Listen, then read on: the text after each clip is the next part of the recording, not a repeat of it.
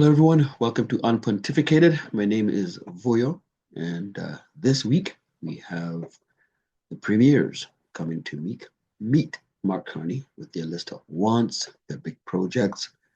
Carney has asked them to bring 5 of their top projects, and he will go through them and decide which ones he can get off the ground right away, and which ones will have to wait, which ones will be denied.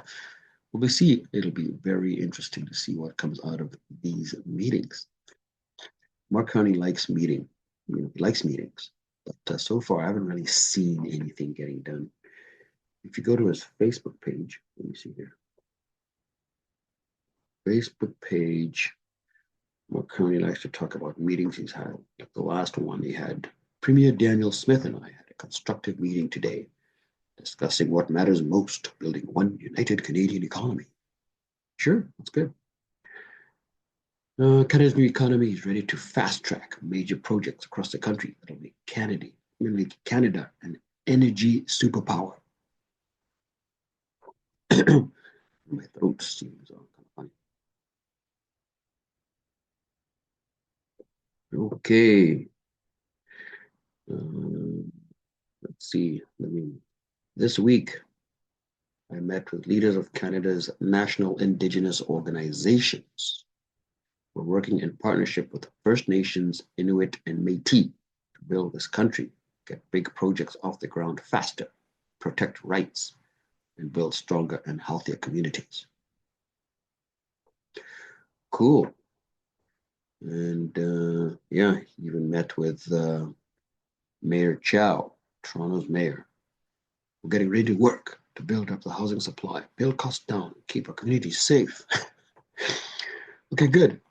But let's now proceed. We've done a lot of meetings. He talks about calls he's made with world leaders, calls, meetings. Let's get her done. So Mark Carney has big goals. He even set dates on some of these goals. For instance, by Canada Day, the middle class, 2-income families are going to get a tax cut by Canada Day. And also he's going to drop the federal trade barriers on interprovincial barriers for services and products. And then get dropped. The federal one's going to get dropped by Canada Day. So obviously legislation is going to be introduced. I think Mark Carney he's kind of acting like he's got a majority, but he needs the help of another party and all that to get these things done. So and it's good to think big. I don't see him having a problem with a tax cut. Who's going to vote against a tax cut? I think even Poilievre said he's going to vote. He's not voting against any tax cuts. And dropping provincial trade barriers federal barriers, interprovincial federal trade barriers. Great. I mean, who would vote against that? I mean, those are good things. In fact, provinces are doing it on their own anyway. It is to trade between the Canadian provinces of our nation. And it's more important now, I would say, than ever for us to prioritize removing any and all barriers that we have that limit flow of trade and limit flow of professionals from moving across Canada. Now is a time for us to implement common sense solutions that will benefit the people in both of our provinces and indirectly benefit people across the nation. The MOU, or Memorandum of Understanding, that Premier Ford and I will be signing in just a moment, is yet one more way that we are able to stand strong for our provinces and collectively as provinces stand strong for our country.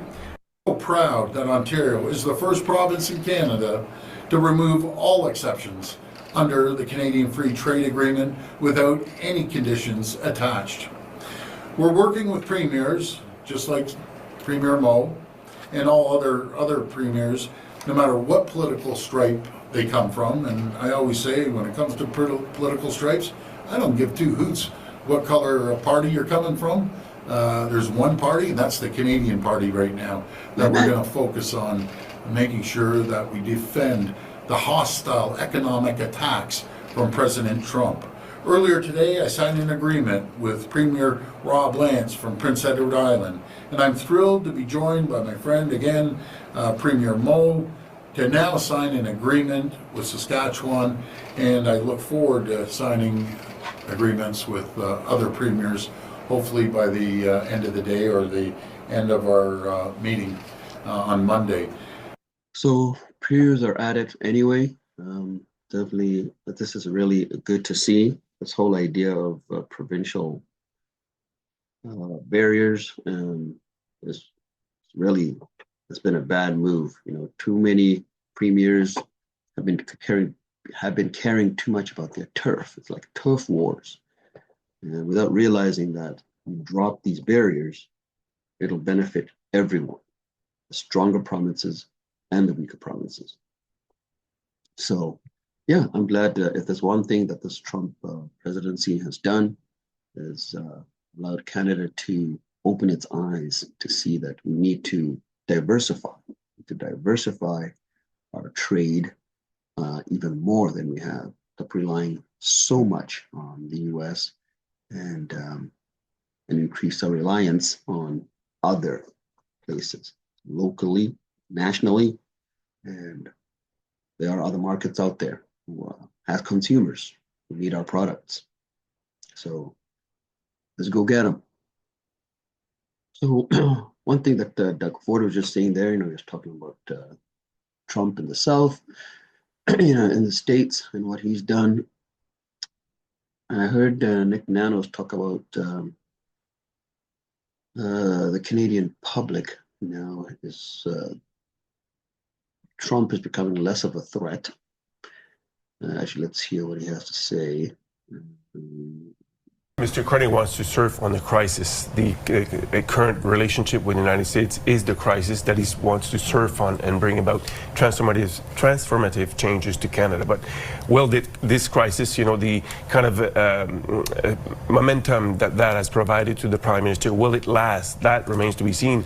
And he has also to engage with the United States to renegotiate the kind of free trade deal we want with the United States and the security deal. So on many fronts, Mr. Carney has set up some high expectations. JD, but will he deliver that? In the weekly tracking on the top national issue of concern, Trump is going down, healthcare and jobs are going up. There you have it. Healthcare and jobs are going up. And those are the things that Pierre Poilievre was trying to talk about during the campaign. But Carney obviously won with the scare tactics of Donald Trump.